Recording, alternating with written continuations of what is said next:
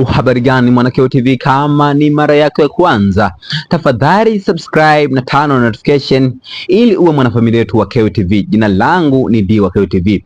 Ninakuhabarisha kinachoendelea katika kesi ya uhaini ya Tundu Antipas Lissu ambayo toka mwaka jana mpaka leo inaendelea kesi hiyo.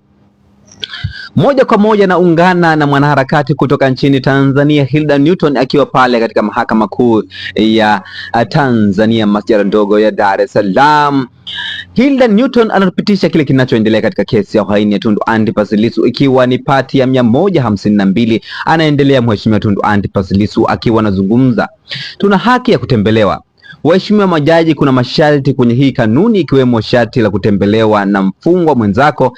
Sharti lingine ni askari magereza wa kuone na kusikiliza, ila kwa mawakili kanuni haisemi hivyo.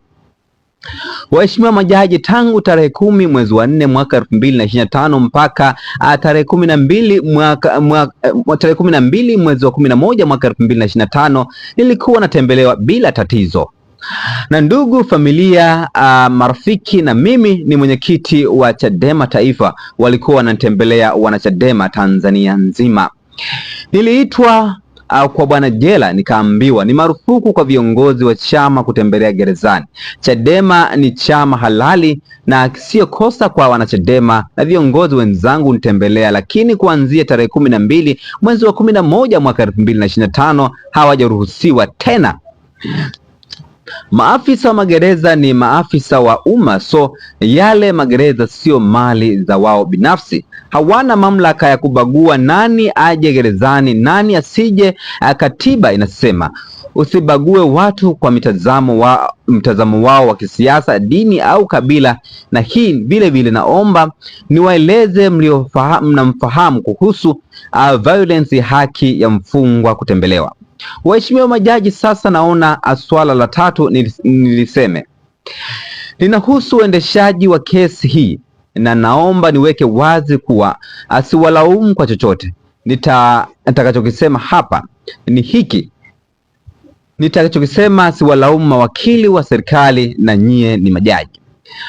Haki zangu nimekiukwa, sio kwa kosa lenu wala la mawakili wa serikali. Waheshimiwa majaji, leo hii ni siku ya 307 tangu niwekwe mahabusu.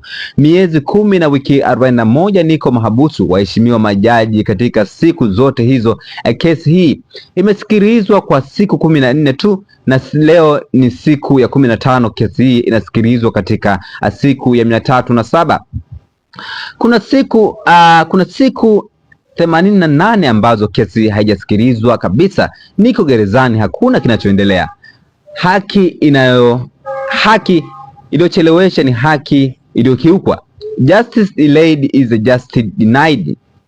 Na katiba yetu inaeleza mahakama zinaendesha mashauri kwa namna ambavyo haitacheleweshwa haki. Ibara ya 147 ya katiba inasema, kifungu cha 5 cha sheria ya mwendelezo wa makosa ya jinai kinasema mashauri yanaendeshwa kwa haraka. Tatizo lipo kwenye utaratibu wa session, ndiyo tatizo hilo. Ni tatizo la wanaoamua kesi inaendeshwa kwa njia ya session. Naomba niwasomee kinachosemwa na Tume ya Haki Jinai kuhusu uendeshaji wa mashauri ya jinai kwenye ripoti ya Julai 2023 ukurasa wa 17 na wa 18.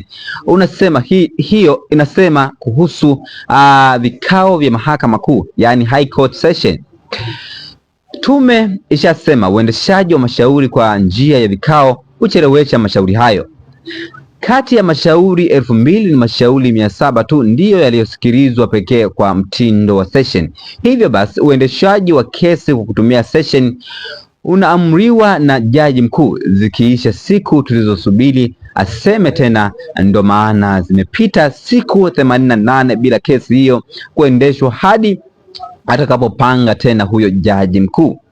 Ucheleweshaji huu sio kosa lenu wala mawakili wa serikali, hili ni kosa la utaratibu tulionao. Je, huu utaratibu wa session uko wapi?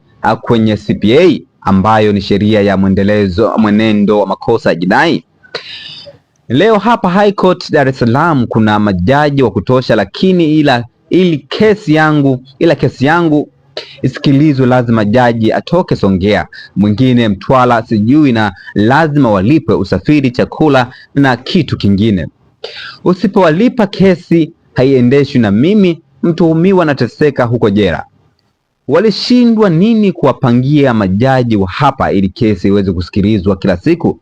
Zamani majaji walikuwa wachache sana, lakini siku hizi kila mkoa kuna majaji. Nashangaa mambo haya kwa utaratibu huu sasa. Jaji anasema soma kifungu cha 185 na anakisoma hapa. Kinasema mahakama ina mamlaka ya conduct sitting. Mheshimiwa Lissu anasema kuna tofauti kati ya sitting na session. Kwa hiyo kwenye hii ni tofauti na conduct sitting. Mahakama kuu zote zinakaa kusikiliza kesi hizo, ni sitting zote. Mimi nasema utaratibu wa session ni mbaya zaidi kwa kesi kama ya uhaini. Jaji analeta kifungu namna Lissu alivyotafsiri, ameishia kusema hebu tuendelee basi mshtakiwa. Kosa la uhaini ni sui generis, siyo sawa na wizi wa kuku, jambazi na makosa mengine.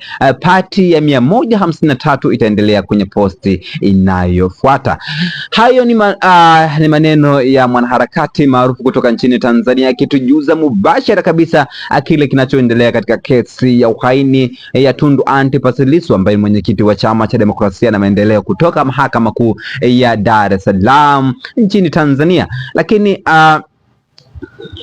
maoni yamekuwa ni mengi kweli kweli katika chapisho la Hilda Newton hapa, wengi wakitoa mtazamo wake kwa kile ambacho kinaendelea katika kesi ya uhaini ya Tundu Antipas Lissu. Ifahamike kwamba takriban siku 88 tangu kesi hiyo ilipohairishwa mwezi mwaka jana, na leo imeendelea rasmi katika Mahakama Kuu ya Tanzania. Wa kwanza anaitwa Ngapulila, anasema jaji anafundishwa sheria hapa, wasikilizaji. Ndio huyu bwana bara kabisa. Leo tupo na sheria na mwanasheria, Lissu is a law. Lakini Ernest anasema hatupo kama tupo. Lakini Faulan Gang anasema hey.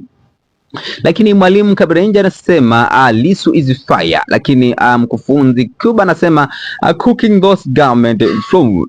Lakini Grace John anasema we dada unaandika ise. Lakini Limba anasema kamanda. Lakini Braki Skala anasema mambo ni moto kweli kweli. Hayo ni baadhi ya maoni ambayo yanatoka katika chapisho la Hilda Newton. Jina langu ni DK TV. Tena wakati ujao katika masuala ya kisiasa. Tupo mbashara kabisa na kesi ya uhaini ya Tundu Antipas Lissu. Jina langu DK TV. Tena wakati ujao katika masuala ya kisiasa. Bye bye.